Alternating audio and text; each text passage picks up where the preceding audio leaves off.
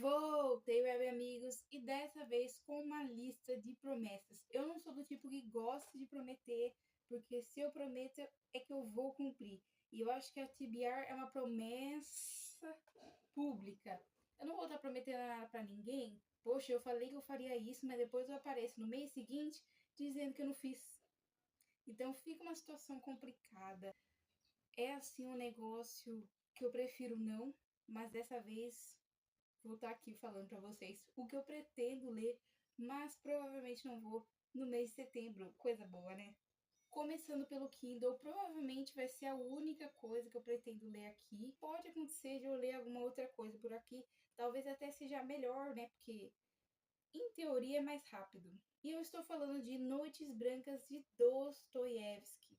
Essa é uma leitura acumulada. Era para eu ter lido em julho e não rolou, né? Em julho eu até li muita coisa, só que infelizmente, eu acho que assim, metade das coisas que eu li, eu não vou conseguir tirar um proveito daquilo. Então eu li para produzir conteúdo e no fim das contas eu não produzi. Que coisa legal. Inclusive, em agosto aconteceu a mesma coisa. Eu li um livro para produzir conteúdo e não produzi. Eita, porque eu perdi prazos. Na internet é assim, se você perder o timing, você vai perder todo o trabalho que você teve até chegar no momento certo, porque o momento certo passou e você não viu. Ainda de Fyodor Dostoiévski, temos aqui Memórias do Subsolo. Eu já comecei, eu li um pouquinho, não foi muita coisa, mas assim, o que acontece? Eu já vi que esse é o tipo de livro que as vírgulas e os pontos importam para a interpretação da narrativa. É óbvio, em todos isso acontece. Mas tem os livros que, vamos dizer assim, a interpretação, você já está acostumada com aquele tipo de interpretação que é necessário para você entender as coisas. Então você pode ler passando direto das vírgulas e dos pontos que você vai entender igual. Esse daqui, para mim, não está sendo assim. Cada respiração, cada momento de pausa está sendo muito importante para entender o que acontece e está sendo difícil. Então eu acho que esse é o tipo de livro que eu não vou conseguir ler em público, por exemplo. Porque em público tem toda aquela bagunça, aquele barulho, e tava me atrapalhando. Então eu já parei já e já vi que na escola, no caso, eu quero dizer, o público, não vou conseguir ler lá. Então eu já vou deixar em casa, não vou nem deixar mais na bolsa, tava lá até então. Agora que eu tirei, já não vou mais guardar de volta. Eu até tô gostando dele, eu já tô vendo que eu vou me identificar com muita coisa. Então é justamente por causa disso que eu tenho que tomar cuidado para ler ele no lugar certo, com a concentração certa. Porque senão eu posso estar perdendo um possível favorito, sabe? Agora já diferenciando um pouquinho, já não é livro. Esse é um gibi vintage dos Jovens Titãs. Aqui tá escrito Os Novos Titãs, mas eu nunca vou conseguir lembrar por esse nome. E ele é da década de 80. Esse gibi eu encontrei lá na escola, porque quando a gente procura, a gente acaba achando umas coisas assim bem inesperadas por lá. Eu já comecei a ler, eu acho que eu devo estar perto da metade, na metade por aí. Então vai ser de boas para terminar. Tá sendo um pouco complicado de compreender, porque eu estou totalmente sem contexto. Esse volume aqui, dessa série, acho que é o 23. Então, assim, muita coisa aconteceu e eu tô sem histórico nenhum do antes. E do depois eu também não vou ter, porque esse é o único volume que eu achei. E mesmo sem entender muita coisa, eu ainda tô afim de ler, sabe? Porque eu assisti o desenho animado dos Jovens Titãs. Então eu vi lá e achei uma ótima oportunidade também por ser vintage. Eu acho interessante porque eu gosto desse tipo de coisa.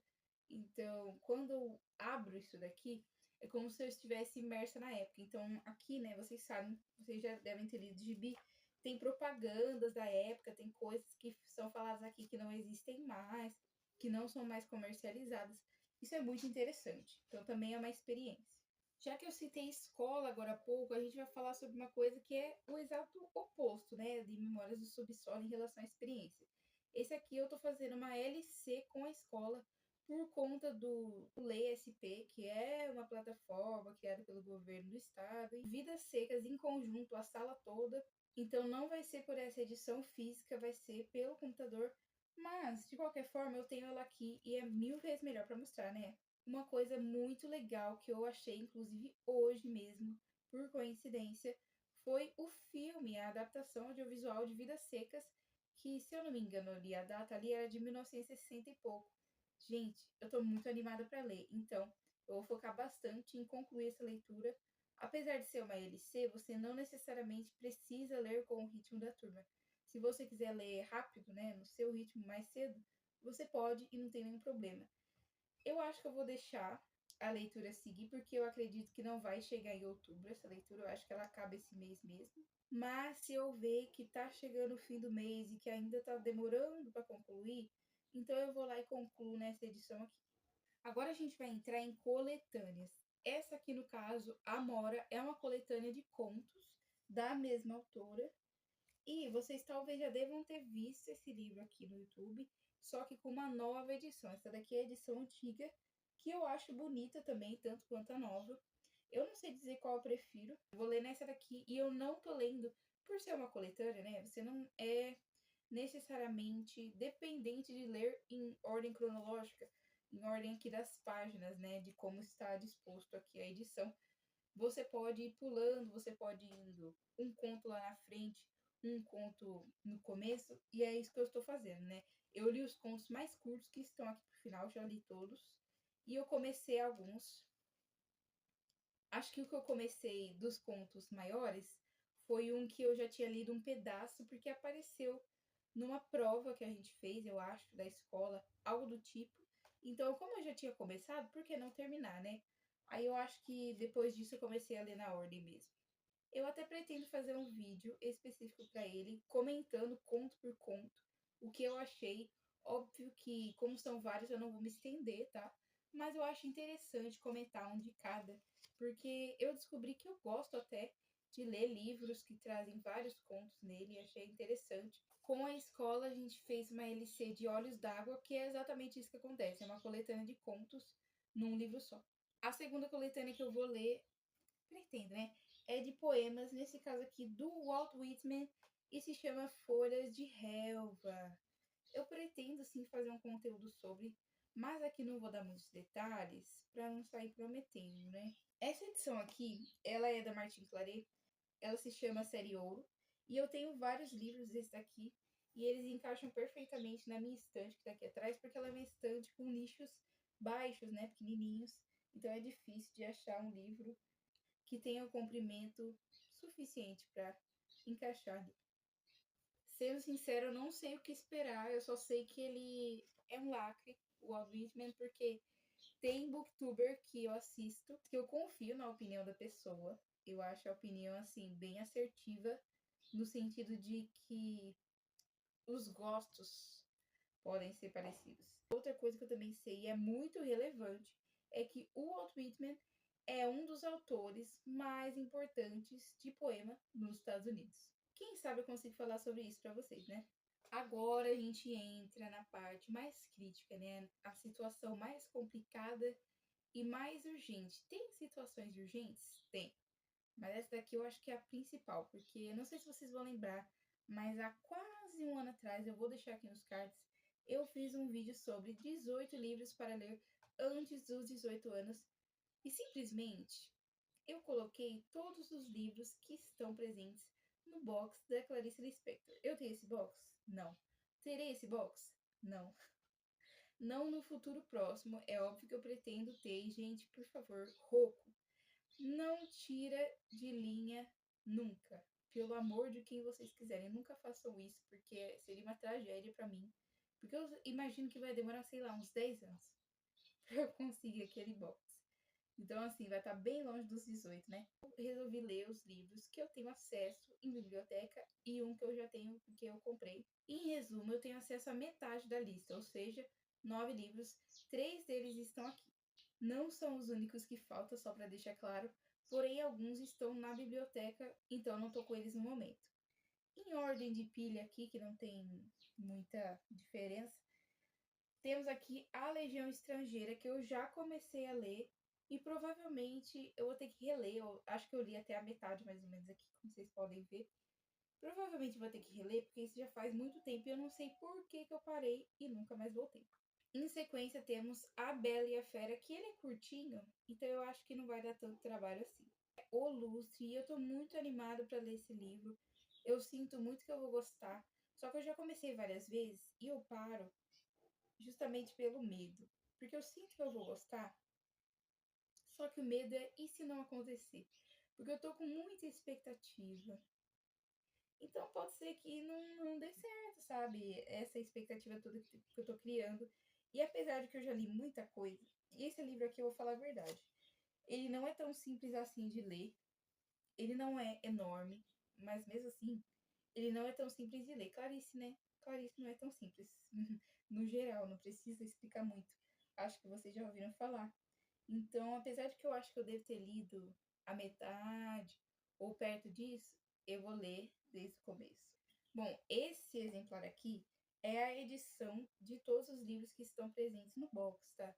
Nem todos os livros que a Clarice escreveu estão no box, deixando claro aqui, mas muitos estão. Cara, e são muito lindos. O que me deixa principalmente instigada a ter é que cada obra que tem ali está com uma pintura que a Clarice fez, obviamente redimensionada, e eles escolhem um detalhe específico do quadro que ela fez. Ela pintava sobre madeira e aí eles transformam na capa.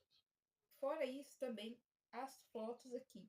Porque essas fotos que tem aqui atrás, todas são vintages, porque a Clarice, ela já se foi, né? E elas foram selecionadas de acordo com a época em que a Clarice escreveu. Então, essa foto aqui, a Clarice está mais jovem. Se eu não me engano, essa das fotos, acho que são 3 fotos que tem. Nessa aqui é que ela está mais jovem. Então, isso significa que esse foi um dos primeiros livros que ela escreveu. Se eu não me engano, esse daqui foi o primeiro romance. Uma coisa que se fala aqui na orelha mesmo, que inclusive, que orelha, né? Orelhão aqui. É que esse é um dos livros da Clarice menos conhecidos, né? Apesar de ter muito talento, pro contrário. Então isso também me deixa muito interessada, porque, não sei, é como se fosse uma coisa mais exclusiva, sabe? Para quem estuda marketing ou tem aula no novo ensino médio, principalmente se você é do itinerário de humanas, você vai entender o que eu tô falando, que parte da publicidade também encaixa muito bem quando você, como cliente, tem uma sensação de exclusivo, sabe? Quando tem aqueles anúncios, último dia para comprar tal coisa. Se você comprar na promoção, você ganha isso. E é uma promoção que vai ter os brindes limitados e tal. Dá essa sensação. Então também me atrai muito nesse livro aqui. Apesar de que no dia, gente, eu comprei o primeiro que eu vi. Porque eu até me lembro, eu entrei na livraria e olhei, obviamente, primeiramente, as edições de O Pequeno Príncipe. Eu ia comprar? Não. Mas eu tenho uma urgência de querer ver O Pequeno Príncipe toda vez que eu vou em uma livraria. Esse livro, assim, é uma obsessão, ele não sai da minha cabeça nunca. Então isso acontece.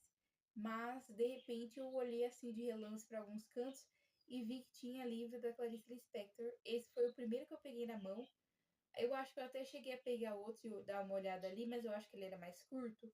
Então eu quis esse que era maior.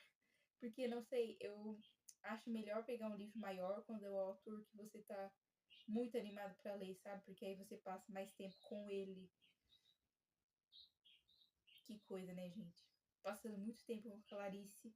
E eu sei, gente, eu sei que eu sou muito jovem, que eu não vivi o suficiente, eu não tive experiência suficiente para entender tudo que vai estar escrito com a Queen, porque se ela é aclamada desse jeito, existem motivos. Se existem pessoas que amam e pessoas que não conseguem entender nada, existem motivos. E talvez eu não entenda nada de um livro ou outro, talvez eu goste muito de outros, mas independente do que acontecer, eu sei que eu vou ter que ler de novo depois e que vai ser totalmente diferente.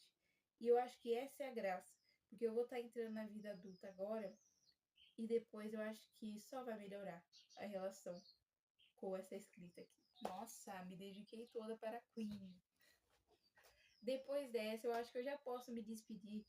Prometi tanto. Falei que eu não queria prometer nada. Aí eu começo a gravar, eu me empolgo e eu falo tudo que eu penso sobre o livro, como que eu acho que vai ser a experiência, como vai ser a leitura. Engraçado, eu fico louca pra ler. Eu só não leio. Interessante. Precisa ser estudado. Bom, eu acho que já que precisa ser estudado, eu fico por aqui e vou correr atrás disso, né? Porque é uma urgência.